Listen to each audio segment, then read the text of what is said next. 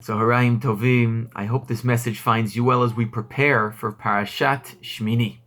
In this parasha, the Jewish people dedicate the Beit HaMikdash, Vayihi Bayom HaShmini. And unfortunately, this day of celebration is met with tragedy as Aaron's two sons, Nadav and Avihu, die during the ceremony.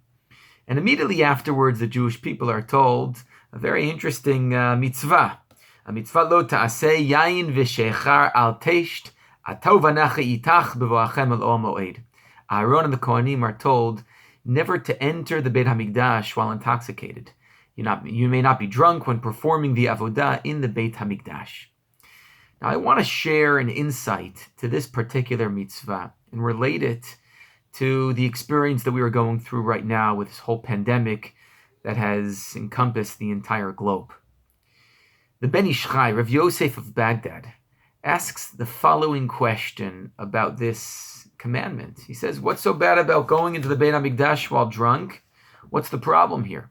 And he explains that the Beit HaMikdash and Yayin and Sheicha represent two completely different experiences. These are actually in opposition and contradiction with each other. Because the Beit HaMikdash is associated with true happiness, with Simchat Chaim.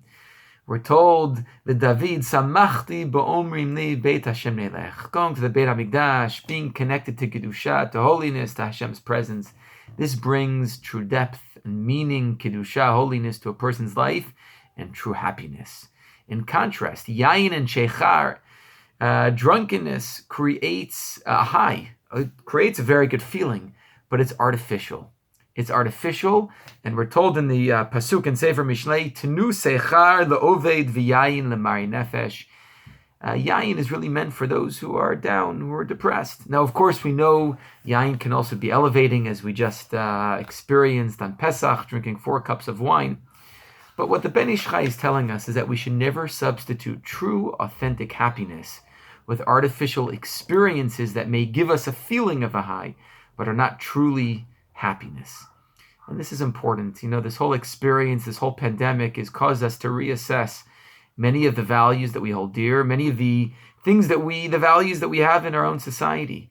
We've reassessed our connection to our family, reassessed what it means to be together and alone, the meaning of community, the things that are priorities and important in our life, what it means to be free, cherut, not being able to leave the home. We've also been thinking about simcha. What is it to be happy? What is it that fills us up?